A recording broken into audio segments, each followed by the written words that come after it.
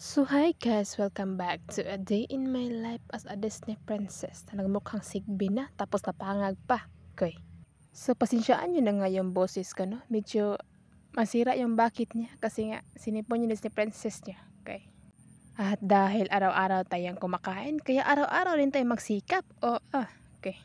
Totoo lang guys, no? Yung pagsasaka, napakahirap na trabaho siya. Pero no choice tayo ang Disney princess niya. Kaya mag-ano siya, maggayat ng palay araw-araw. Okay. Na kahit magmukhang sigbin ang Disney princess nyo, ay wala na siyang paki. Basta makakita lang siya ng pera, okay na yan sa kanya. Okay. And fast forward guys, nag-diop mo yung Disney princess nyo kasi nga yung bahay namin may uod na. Nagsiluksuhan na sila. Okay. At dahil dyan, nag-decide agad yung Disney princess nyo na mag-diop siya kasi nga yung paa ng alaga ko ay nasilakrahan dyan. Ay, okay. At dahil dyan, bago magsimula ang Disney princess nyo sa paglilinis, ay aurahan muna natin yan. Oo, ako nalilito na kung saan ako magsusugod nito. Okay. Ang daming labahin, tapos yung hugasin namin, ang dami, pati yung sahig, iwan ko, parang labas na siya. Okay. So, magtiis talaga yung Disney princess nyo kasi nga, wala. Ayun na yung buhay na tinanas niya. Okay. And may pagsisisi pang naganap sa buhay ng Disney princess nyo? Sa totoo lang, wala. Okay. So, pati din yung labas guys, no? Ewan ko na lang, pati yung mga dahon at nagsidikita na sila. Parang relasyon nyo. Okay. Sa totoo lang guys, nag-diop sana ako ng isang araw. Pero parang walang diop na naganap. Parang wrestling sa bahay, ano si princess nyo. Okay. At saka pati yung isang araw, kulang pa. Na parang nahimatay na talaga yung si princess nyo sa gawain ng bahay. Pero wala tayong magawa dahil buhay natin yan. Kaya mas swerte kayo kung paigahiga lang kapadakos yung bugdo. Okay. So medyo nakaramdam mo ng pagod yung Disney princess nyo, pero nawala kasi nga, sino bang makaramdam ng pagod na ang ganda ng tanawin natin dito sa bundok. Okay.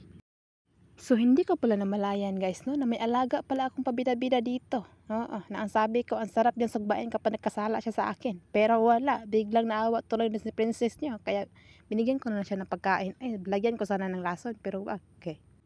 So fast forward guys, na-harvest na nga yung taniman ng palay dito sa amin. And yung hiniling ko na 1 million, hindi pa rin dumating. Okay. Bakit yung problema ang dumating? Hindi ko naman yan hiniling. Okay.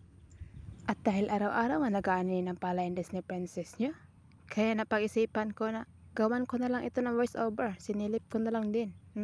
Para makapag-upload ng content ang Disney princess niya. Dahil ito pala ang dahilan ng paghahang ng cellphone ko. Okay. Baka biglang mag-crave ako na mag-utang na lang ng cellphone. Okay. Kaya nakapag-decide ako na gawan ko na siya talaga ng voice over para ma-upload na to dahil binulok sa gallery ko. Okay. So gumising nga kami ng maaga dyan guys, no? Kasi nga mag-ani na naman ang pala ng Disney princess nyo. Yun na lang talaga ang dealer rotten na kahit magmukhang sigbin. Okay. And wala na din akong pake na mangitim na kasing itim ng singit nyo. Oo. So maswerte kayo kung pumuti kayo dyan sa ginagamit nyo na pangnusnus dyan. Okay. Dahil yung Disney princess nyo, walang kaarte-arte yan sa mukha niya. Takot siya na baka masunog pa din yan sa minusus ko. Tapos ang mahal pa ng bilihin na pampa skincare. Okay. Kaya hindi na maling maging sigbin yung si princess niyo. Basta yung ginagawa ko is worth it siya, makabuluhan. And yun. And fast forward guys, umuwi na kami kasi nga hapon na. Tapos bigla kaming na-trickets nito. Kaya yun si princess niyo, parang yung feeling na pagod ka guys. Tapos yung feeling na parang sinamahan ka ng 10 na binugbog ka tapos wala kang kalaban-laban. Ganon yung feeling na yung tipong humiga ka na lang tapos hindi mo na malayan na nakapiyong ka na pala. Okay, kala ko namatay na. Okay. So wala talagang magawa ang Disney princess niya kasi nga mahirap siya. So magtiis talaga tayo sa buhay na binigay ni Lord sa atin. Hindi pala. Ang magulang pala ng bigay ng buhay nito. Kaya ang may papayo ko sa mga kabataan dyan na handang nagsakripisyo.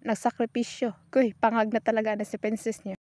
So ito na guys, para sa mga nanay dyan na handang naging responsibilidad para magpakananay sa mga anak nila, ginawa nilang lahat-lahat para lang maibigay sa mga anak nila ang magandang buhay. Okay. Na hindi katulad ng mga nanay pero parang walang nanay. Daig pa yung walang nanay pero may nanay sila. Ano daw? Wala pa rin tayong sisihin sa buhay guys, dahil tayo pa rin ang may hawak ng buhay. Kasi nga sabi nila, wala kang kasalanan na pinanganak ka na mahirap. Ang kasalanan ay yung mamatay kang mahirap. Uy, kaya nakakataba talaga ng puso guys, no, na yung na mga nanay handang pinagsakripisyo nila ang lahat para lang maibigay sa mga anak nila na tunay. Uy. So ayan lang, nakakalungkot lang isipin na in the first place nanay pa rin nakahangad ng anak. Tapos pag may anak na, wala na silang kwenta. Oo, parang dead man na, parang tapos na ako sa'yo, mabuhay ka na dyan ang gusto mo. Okay. And finally guys, ito na nga yung pinakahintay ng Disney Princess nyo, yung uuwi tapos kakain. O diba, busog. Okay. Anyways guys, wag pa rin kayong mahihiyang mag-flex ng mga bagay na pinaghirapan nyo kasi nga deserve nyo yan yung i-treat yung sarili nyo. Oo. As long as wala kang inapakang tao and go lang kasi nga yung tao may masasabi at masasabi talaga yan kasi nga wala silang magawa sa buhay kundi mapanira lang ang meron. And that's all for today's video. Amping mo kanunay. Bye!